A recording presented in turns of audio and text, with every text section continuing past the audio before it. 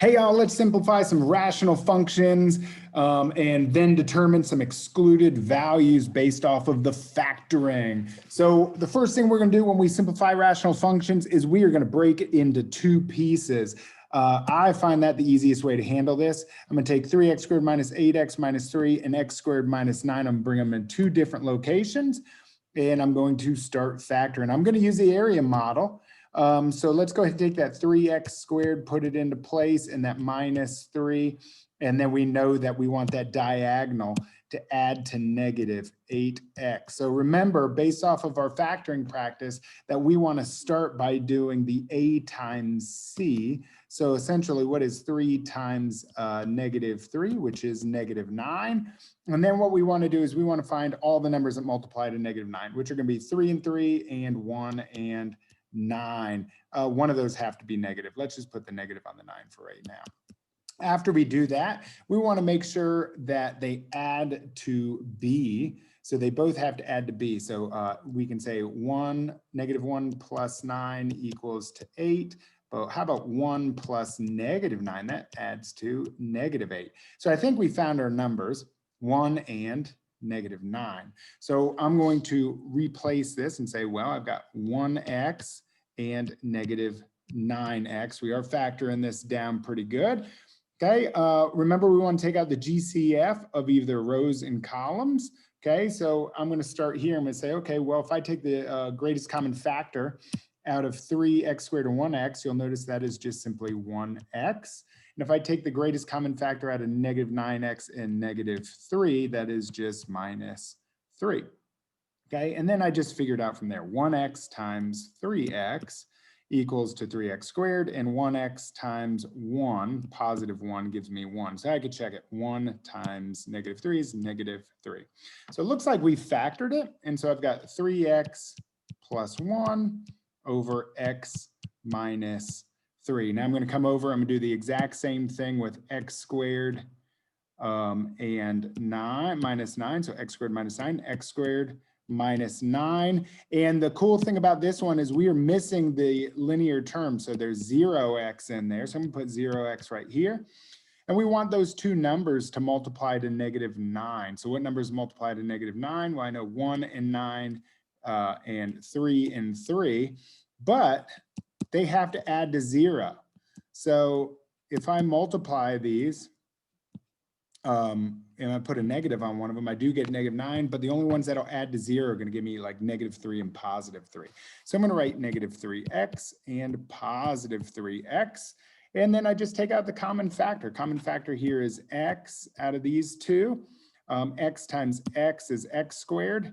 X times negative 3 is negative 3x, and x times positive 3, this times positive 3 is 3x. So we're left with x plus 3 and x minus 3. Now, let's go ahead and set it back up. We had the one over here on the left is in the numerator. The one over here on the right is in the denominator. So this is the numerator. This is the denominator. Let's go ahead and rewrite it. So 3x plus 1. And x minus 3 and x plus 3 over x minus 3. Now, one thing we want to do is we always want to check our factoring, okay, which I always like to do. So I'm going to type in the two pieces that are in there and find the roots just to verify. 3x squared minus 8x minus 3, and you can actually cheat and come to Desmos and do this. So you'll notice negative 0.33 and 3. So remember that would give us a root of x minus 3 and x. So we got x minus 3 coming off of this root right over here.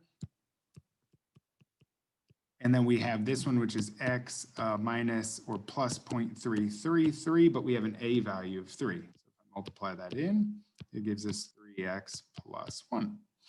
And we check that in our class kick, and that is verified right there.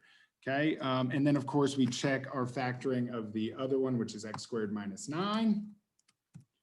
And let's see here, x squared minus 9. When we do that, you'll see that is -3, so that is x plus 3. It's +3, that is x minus 3. Okay.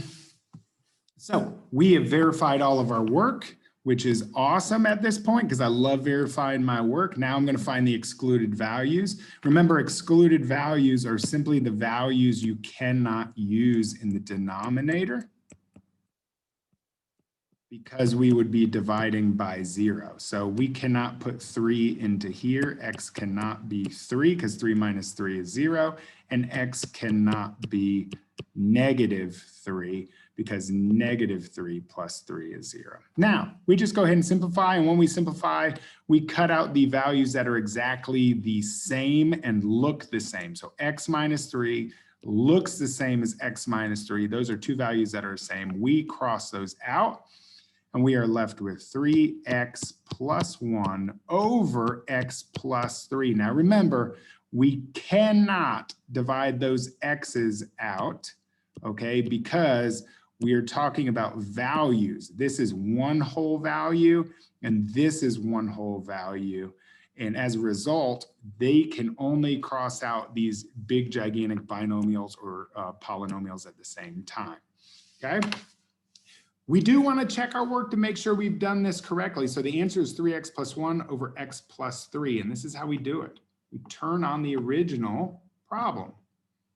Okay, we just turn on the original problem and we come over here and we verify our work simply by doing 3x plus 1 over x plus 3. So 3x plus 1 divided by x plus 3. And if we've done it correct, our answer and the original problem will overlap because guess what, guys? They are equivalent to each other.